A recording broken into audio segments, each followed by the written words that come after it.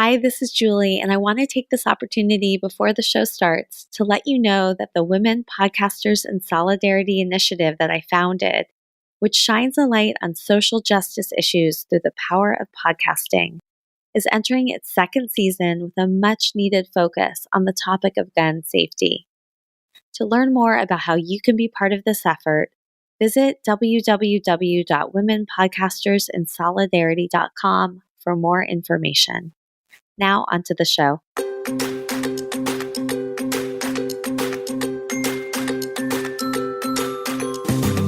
Hi, and welcome to Mother's Quest, a podcast for moms like me ready to live our own truly epic life. I'm Julie Neal, a life and leadership coach, community builder, writer, and mom to two high-energy boys who challenge me to grow into my best self. I'll be right there. Where was I? In the months leading up to a big milestone birthday, I decided it was time to stop sidelining my dreams and realize that I'm the hero of my own journey. I knew I didn't want to do it alone, so I created this podcast to learn from other moms on their own quest, so their words of wisdom and lessons learned could help light the way for mine. I created this podcast for myself. Come along with me, and you'll find some treasures of your own.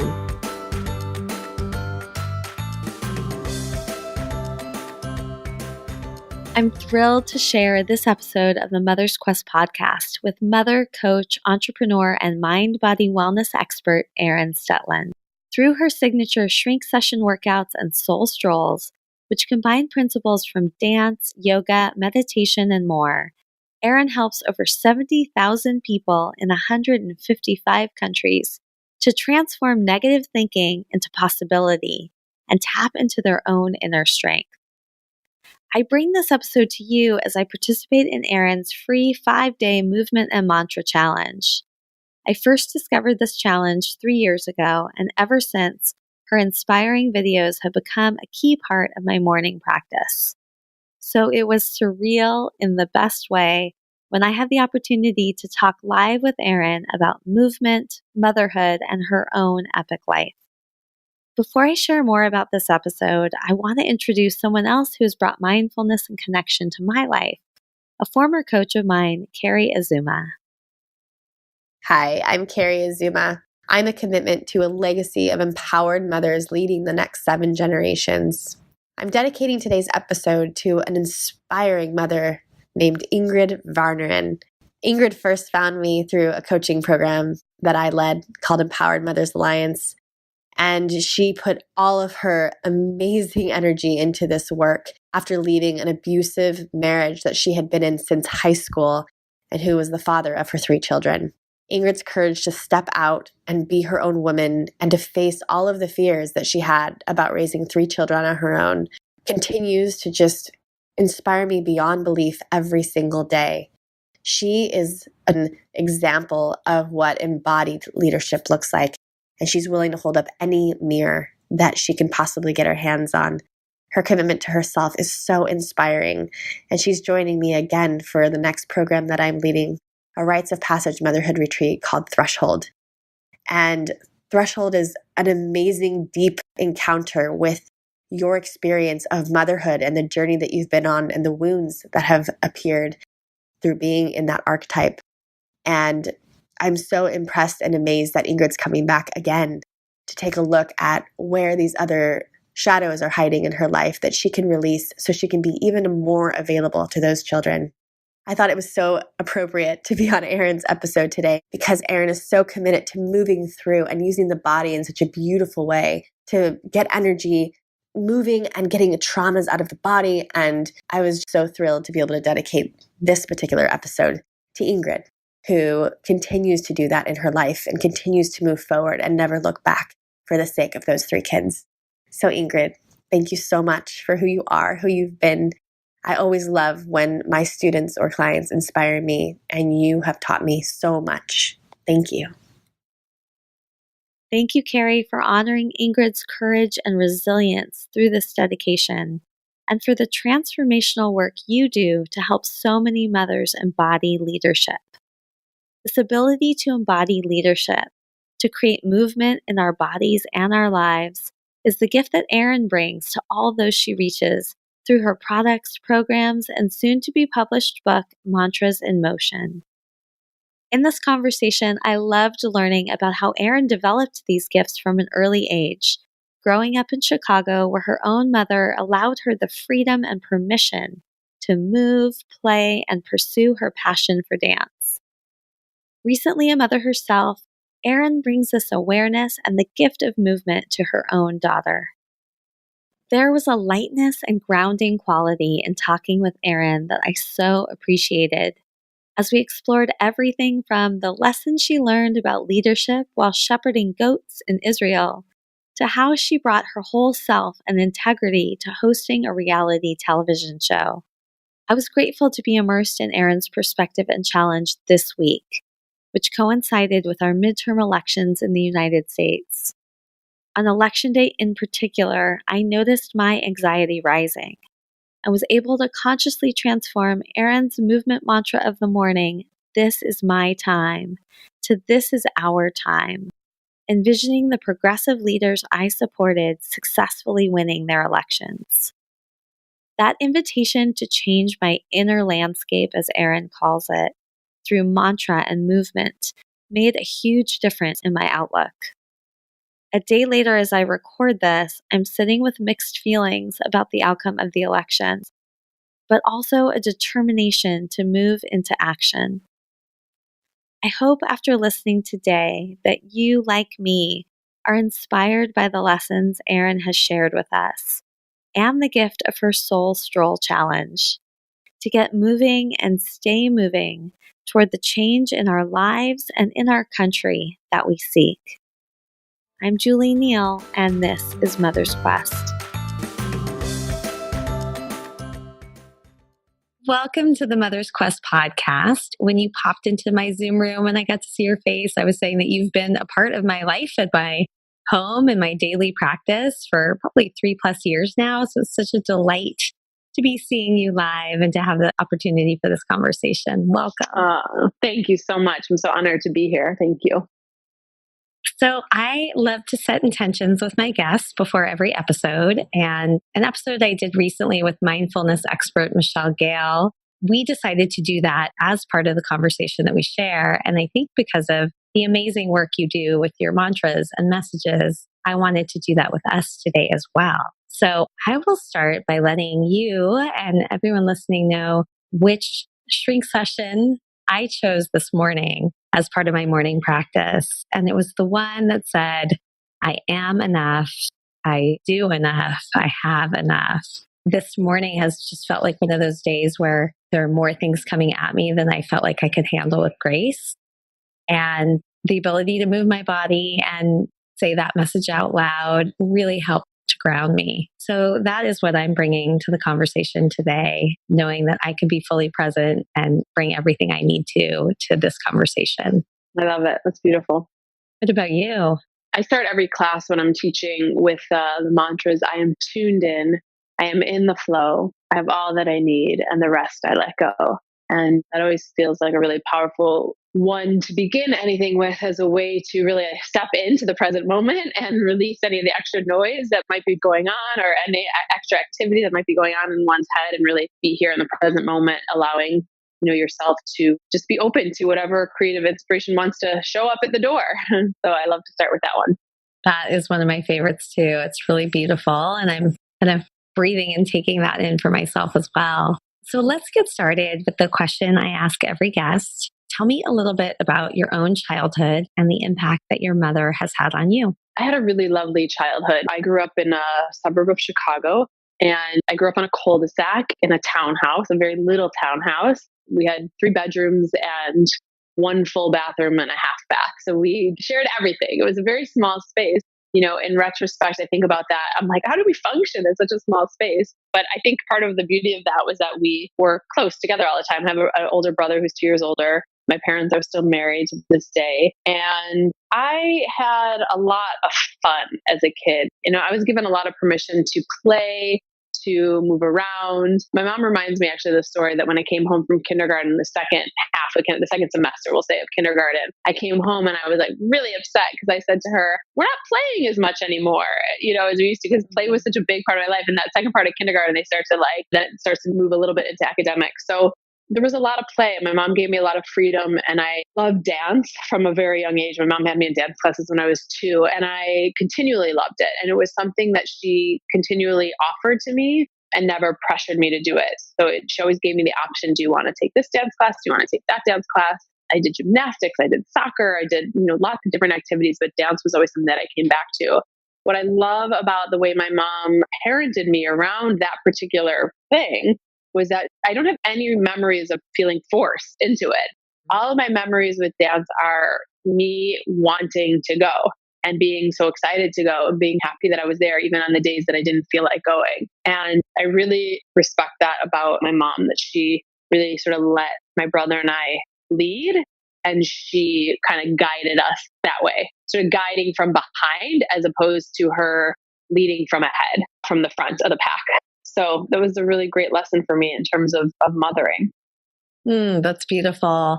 I'm getting ready to release an episode tomorrow with bestselling author Julie Lithcott-Haynes, who also is a dean at Stanford. And one of the big takeaways, because I'm working on the show notes now, from that conversation is about the importance of parents moving our own egos out of the way as we're raising our children, and loving and guiding our children and letting them follow their path and their passion, but not feeling like what they achieve or do is a reflection of our own worth. And I'm really seeing the thread and connection in what your mom was able to provide for you, just to help you follow your passion, but not to force you. Yeah. I feel like it was something you had to do. Yeah, I think it was the right way to do it. It reminds me of what I was in Israel a couple of years ago, and we were with a big group, and we were given we were given sort of like a test. We were doing a lot of stuff on leadership, and we were given this sort of test. We were in the field with a bunch of goats, actually. And we had to figure out how to get all the goats from one place to another place, which is not easy to do if you're not like a shepherd of any kind.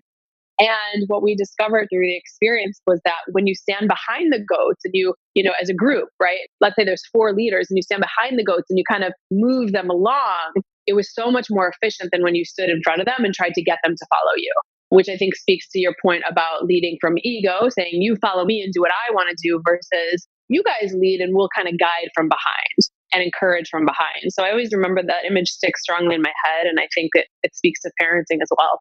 What a powerful metaphor. And what strikes me about that is that, when we experience things like physically in our body, they resonate in a different way. And I feel like your quest, your epic life journey has been so much about embodying things.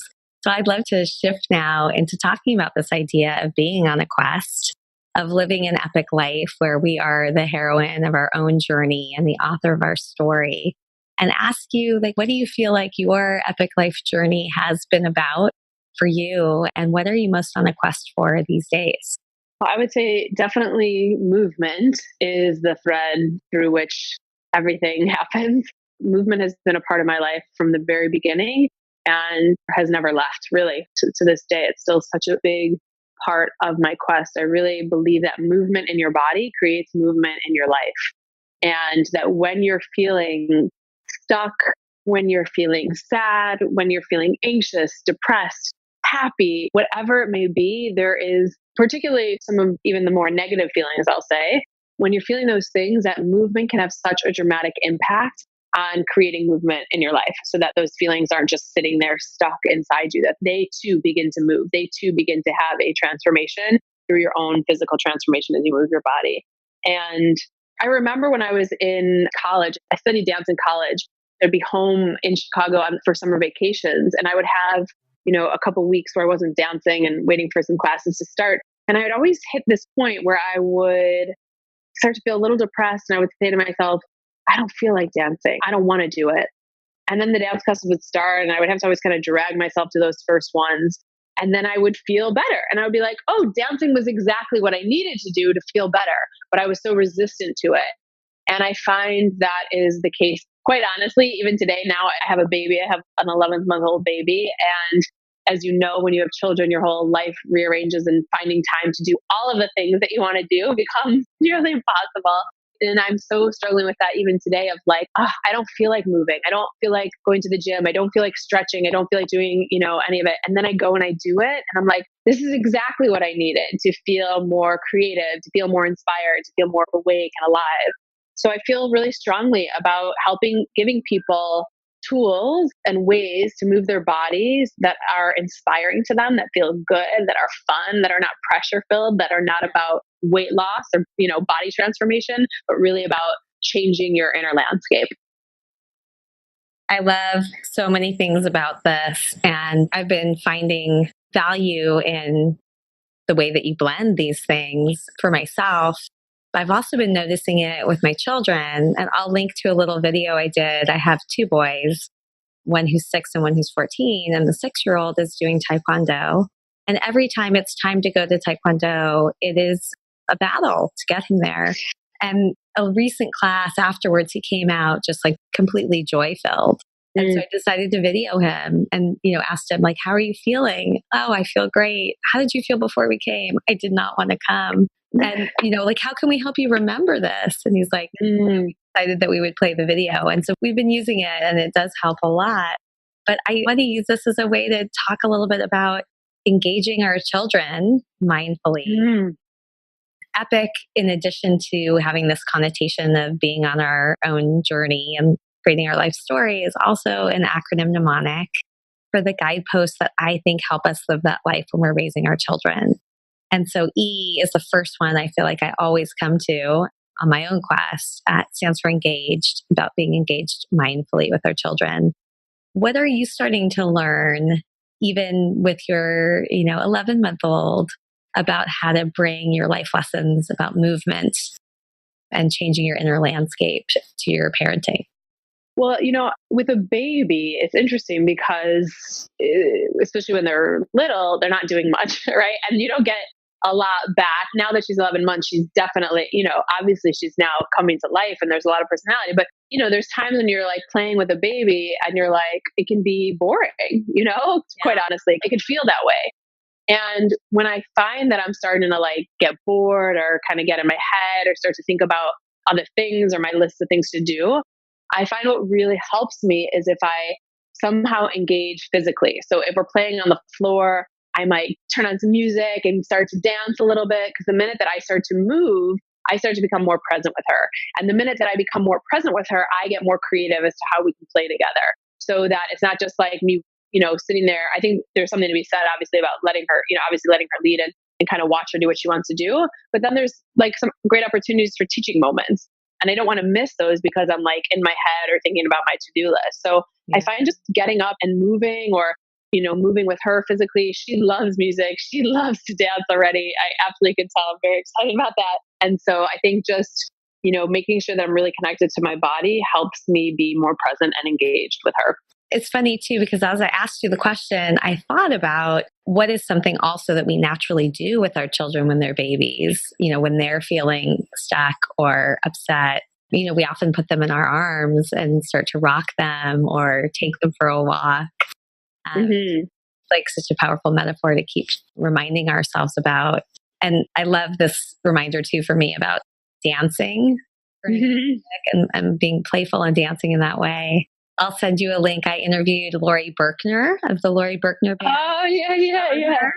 Of course, yes. We have so much fun just running up and down our halls to her music. So this is a great reminder for me of moving first, I think. When you're feeling stuck or bored or checked out or stressed, moving first and then seeing how your inner landscape follows.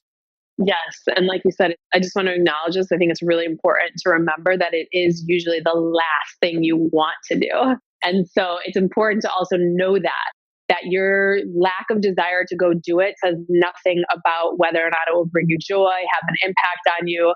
It's just a body at rest stays at rest, and a body in motion stays in motion. It's really that simple. And so when you're at rest, every part of you is like, no, I'm comfortable here. And so I think it's important to like know that about yourself and not take it personally, quite honestly. It's just a moment. And once you get going, you'll feel differently. So good. Well, let's move to the next guidepost, P, which stands for passionate and purposeful. And this is about the impact that you're making in the world beyond your family. What do you feel like is your passionate and purposeful work? And how is that manifesting right now? Again, I think it comes to movement. I think that after I studied dance and then I danced professionally for a while in New York and I moved into acting and, then I was really an artist and I was auditioning, I was doing film, I was doing television. And as an artist, you have so many different side jobs, I'll say, and you're kind of piecemealing your life together. One of my side jobs was teaching fitness. And I had other side jobs too that I wasn't so good at or didn't really love. But teaching fitness and bringing spirituality into fitness, I was instantly really good at it. I felt like I was in the pocket. I was in my zone. It made sense to me physically, emotionally, mentally.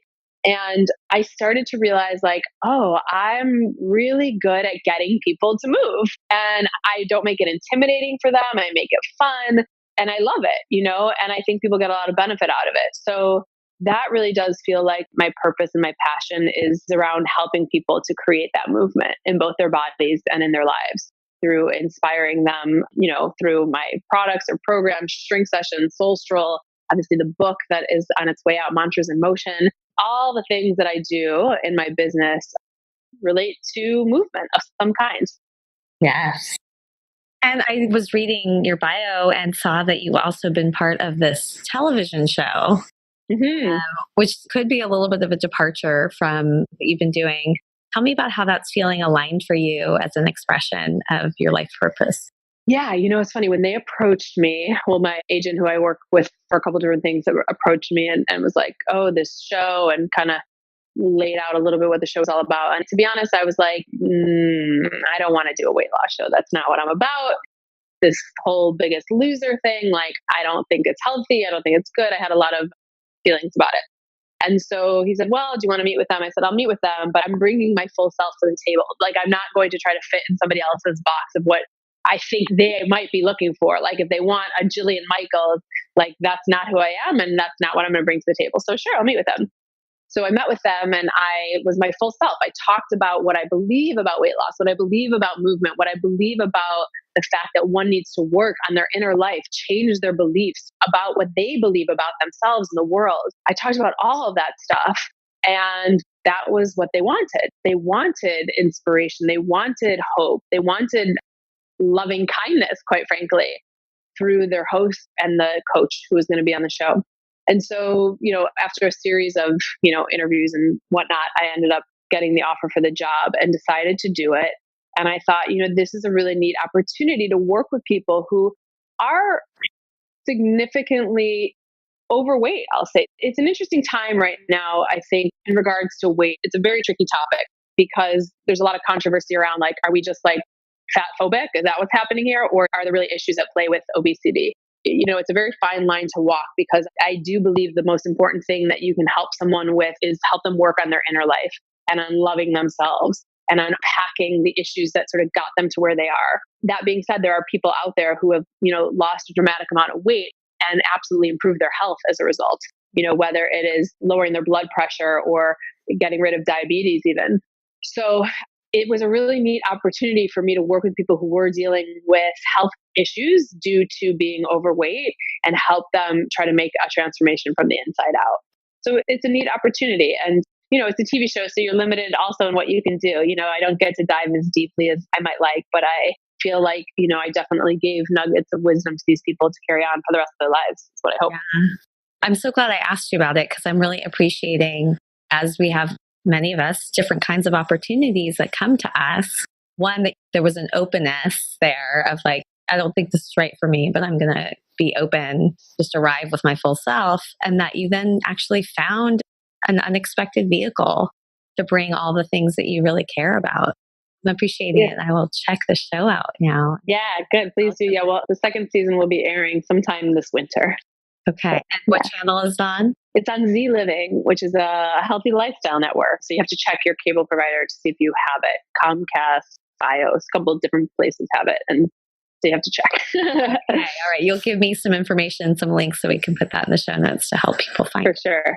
The next guidepost I stands for invested in yourself. And this is the guidepost that's about self-care, the loving kindness that you started to talk about, creating opportunities for us to continue to grow and learn and to fill our lives with joy. What are the ways that you have learned to invest in yourself? I would say it's changed, a lot over the years from when I, was in my 20s, of course, till now having a baby. I think a lot of the ways when I was growing my business that I invested in myself was to invest in coaching and support around my business so that I could learn to be the best business owner that I could be.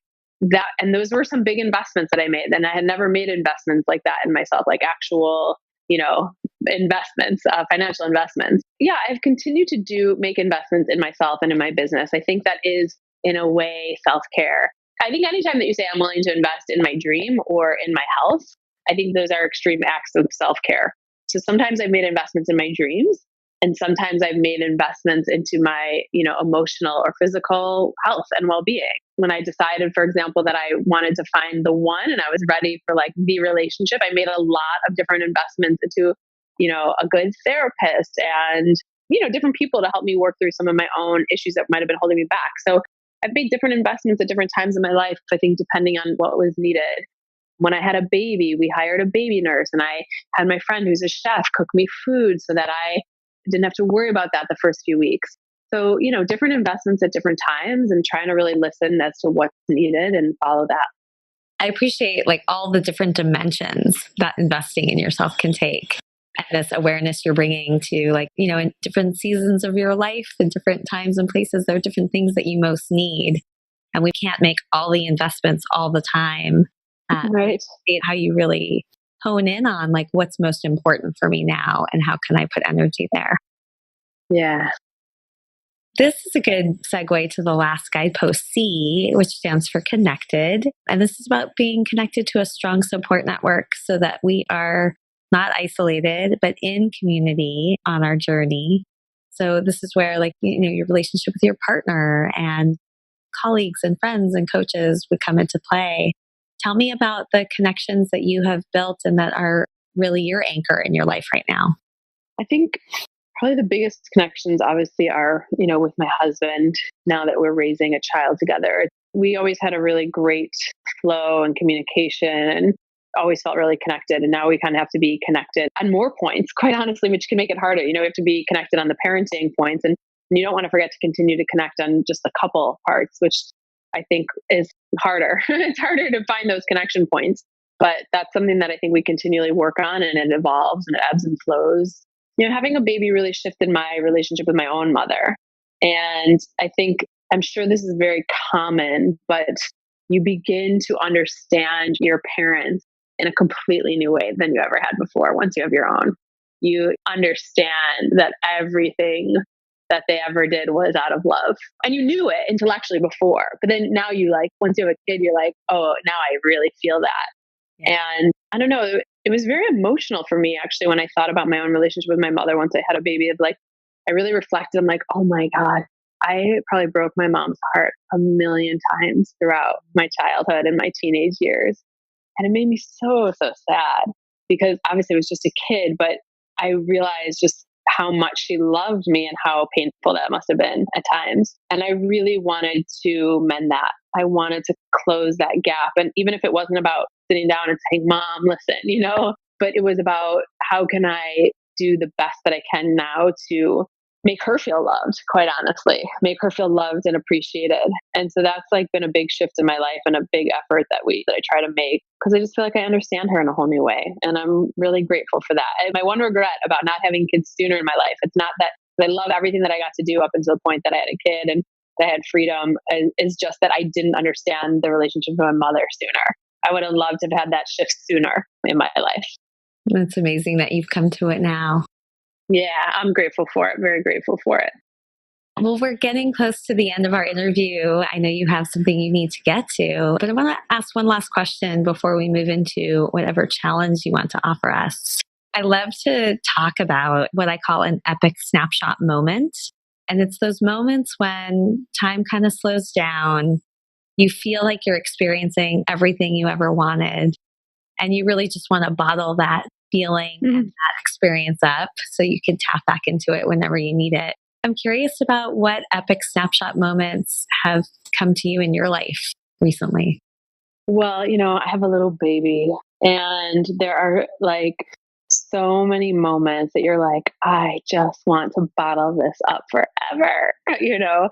I mean, in particular, it's like, at night when she's falling asleep or I'm nursing her and she then just kind of lays in my arms and kind of looks up at me and gazes. And it's just the sweetest moment. And I don't ever I want to be able to experience it forever and ever. Or she'll sit up while she's like about ready to fall asleep. And she does this like little dance with her head right now. And she'll like sit up and do this little dance. And then she kind of like her head just kind of falls to the side like she's ready to fall asleep. And it's just like sitting in a dark room and she's like looking straight into your eyes. And it's such a beautiful snapshot of moment. I never want to forget it. I hope I never forget it. And it's like, it's not one of those you can get on video, because you're in a dark room. It's such a sweet, sweet moment. Ah, that's beautiful. It's bringing me back to those. Well, I want to invite you now to give me and anyone else who wants to say yes, some kind of a challenge to deepen our lives. Hopefully many of us will be halfway through your 5-day challenge where we get to have these, 5-minute experiences of blending all those things, the movement and the message. And what's something that we could do maybe that might enhance that experience for us or shift our inner landscape even more? Well, if you're going through the challenge, then you've gotten this assignment, but I want to emphasize it and I want to continue to challenge you to do it even after. So you'll do this on day 1 of the challenge. So maybe you missed it. If you missed it, then you definitely want to do this. If you didn't miss it, then I'm going to challenge you to do it again. And it's simply to take a soul stroll. And a soul stroll is a walk with no intended destination necessarily. You're not on your phone. You're not talking. It's an opportunity for you to connect with yourself and to set an intention for yourself of maybe something that you want to discover or uncover within yourself as you're walking. I have a really great playlist with mantras that you get once you join the challenge. So you'll get that on day 1. And if for some reason you hear this when you miss the challenge, we can provide a link to get that free soul stroll. And I really encourage you to make time, especially when you feel like you don't want to move, as we've spoken about so much in this interview, that you say, I'm just going to go out for a walk, because that's like the easiest thing you can possibly do. And it's no pressure. Put on your shoes, put on your jacket, depending on where you are, what the weather is, bundle up if you need to, and just plan to walk 10 minutes out and 10 minutes back. That's it. Once you hit 10 minutes, you can turn around and come back home. And I'm going to challenge you to do that because I think there's a lot that could happen with the 20-minute walk, from reducing your stress to changing your perspective to just feeling better, feeling lighter. And, we think sometimes we can move into sort of doomsday internal dialogue within ourselves. And it's amazing what a 20-minute walk can do to be like, oh, actually everything is fine, So I'm going to really encourage that and challenge you to that. Thank you. I really appreciate that. Thinking about the power of walking in a different way too, because my 81-year-old father just had bypass heart surgery, literally building back his strength from like ground zero. And the first thing they recommended he started doing is walking. So I'll be encouraging him to keep doing that. Maybe I'll share the soul stroll messages with him. Yeah. And I commit to the challenge. I commit to inviting my children to do it, inviting them great. for a walk when maybe we're feeling stuck, and my partner. And look forward to hearing from other members of my community how this lands for them. It's really powerful. Wonderful. Well, we're at the end of this conversation, but I hope it won't be the end of our connection. I hope Mother's Quest can be a support for you as you continue to journey in this amazing way with your daughter. Thank you.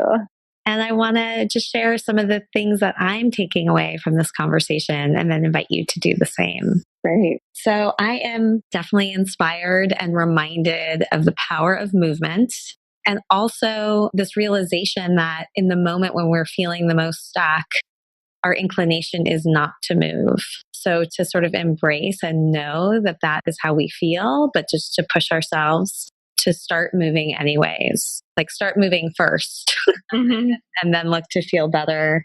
Really reminded of the power of changing our inner landscape and the importance of shaping our beliefs and holding ourselves in kindness and our bodies from a perspective of kindness and wholeness. And then I also really appreciate this idea of bringing consciousness to how we invest and care for ourselves, and knowing that it doesn't have to be all things all the time, but just really being aware of what seems to be most needed for where we are in our epic life journeys at the time. So thank you for all those reminders, and also a reminder to get moving and dancing. Lori Berkner music back on in our household. Really. Totally. What about you? What are you noticing or appreciating? I mean, conversation? I think a lot of it, similar things. So I don't want to repeat everything that you said, but what I loved that really stands out to me, it's so simple, but I love what you did with your son after Taekwondo class, because that could have been a moment that you as a parent were like, oh, it's so hard. It's like pulling teeth getting him to go to Taekwondo. And, you could have kind of even thrown it in his face and said, see, you're happy now, so you do like it. Or you could have, given up. And when he says he doesn't want to go, I'm just going to say, okay, fine, you don't have to go. But you really got creative and you made it very loving to say, I'm going to capture his joy on camera, and then I'm going to show and reflect his joy back to him, which is so powerful for him to get to see his own joy. I thought that was really beautiful, and I will certainly remember that moving forward. But I thought that was such a nice parenting moment. Thank you. Thank you for reflecting that back again. As you share it, I'm having more consciousness about the difference. And I think this is the difference we were talking about at the beginning, and what Julie Lythcott-Haims talked about not making ourselves be right or pushing, but really just trying to create space for our children to embody their own joy and their own experience. So yeah. I'm holding the importance of intention in how I capture that video, and I will remember to bring that forward in future moments like that. Beautiful. Thank you so much, Erin. I'm really just honored to have had this chance to talk with you and learn more about you. And I really appreciate your work in the world, and we'll be sharing it, and hope lots of people listening will get a chance to benefit from this amazing blend that you bring. And we'll also be looking out for your book and all the gems that I'm sure are in there that will enhance our lives too. Thank you. And thank you so much for having me. And you have such a wonderful community, and you're doing important work yourself in the world and connecting parents of all kinds. So thank you so much. Thanks for including me in on it. You're welcome. Have a great rest of your day.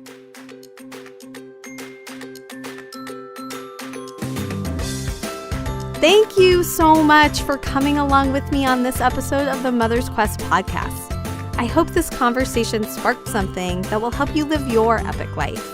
If you'd like to get show notes and learn more about the Mother's Quest community, head over to mothersquest.com. And while you're there, I would love it if you would follow the prompts to subscribe, leave a review, and help us spread the word. I want to end with some words to help light the way on your quest. Seize the day. Love your people. Honor your gifts. Until next time.